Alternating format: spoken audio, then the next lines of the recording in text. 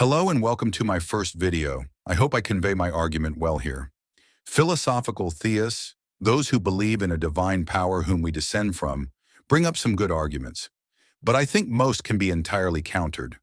Objective morality and cosmological causality, for example, can both be rationally countered.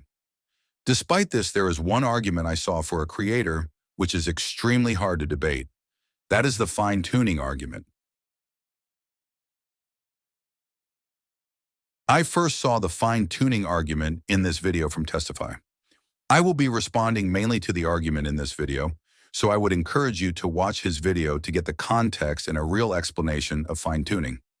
You can also watch this video by Science File, which goes into depth on fine-tuning. To summarize the argument, it states that the constants of gravity, expansion, and particles which hold our universe as we know it together are mathematically improbable.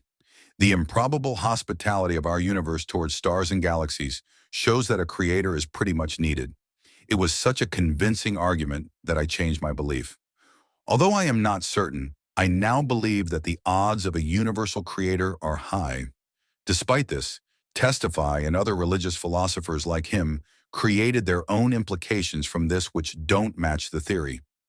His premise was that the fine-tuned constants of the universe show that the universe was designed perfectly for life, and therefore there must have been some intelligent design which allowed for life to rise. I disagree with this conclusion. While the improbable existence of stars, gravitational constants, galaxies, implies a creator, this doesn't mean that such existence was created specifically for life to form. That's just a human assumption because our brains want us to be special. A creator could have all sorts of purposes beyond life simulations, boredom, or something simply beyond our capacity to imagine. It's easy to imagine that cosmic indifference would warrant such a creator to view humans and other life forms in a similar vein to how we view ants. And if we were to look at the full scope of the question whether or not such a creator would care about us, I think it's much more likely that the creator wouldn't.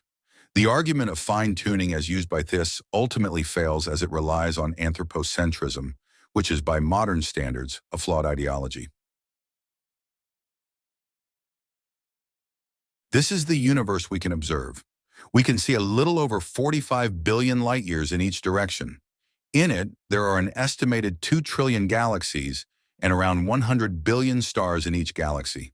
There are therefore quadrillions of hospitable planets like Earth, and likely trillions of aliens. And that's just of the universe we can observe. It could be much bigger. It feels extremely bold to assume that we are unique in the face of a near-infinite universe, especially one which is predicted to completely die due to heat death in 1.7 times 10 to the power of 106 years. Theists may respond that God is all-powerful and therefore could extend his care and love to all intelligent civilizations. Once a species gains higher reasoning, perhaps at God's denotion, then he would use them for a higher purpose and visit them. But this argument still runs face first into a paradox with evolution. The paradox is quite simple. Where do we draw the line in our evolutionary history between divine and not?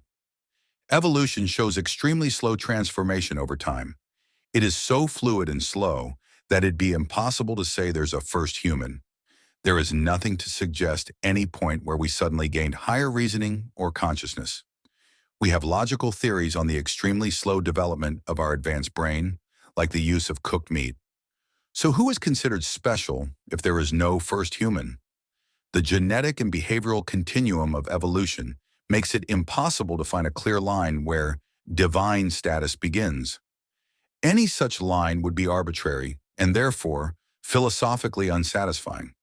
If there is no line, you would be forced to admit that Neanderthals also had souls, which would force you to admit Homo erectus had souls, and you can keep going back forever. I don't see how theists can claim humans are special and have souls without either denying evolution altogether or believing that all life is special. The latter idea is a legitimate philosophy, which I cannot disprove, but isn't exactly a comforting answer. This view of all life being divine would see our specialness and uniqueness diluted by all the other less intelligent life.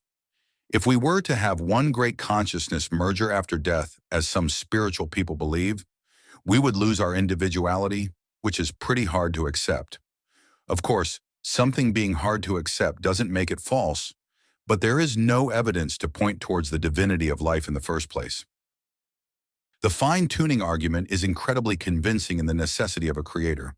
What said creator is, what said creator wants, and whether or not they care about us is entirely unanswered by this argument. As stated earlier, the use of fine-tuning as a way to prove a religious God ultimately fails as it relies on anthropocentrism, which is by modern standards, a flawed ideology. I hope you enjoyed my video. If anybody would like to contradict these points, I am happy to hear them out.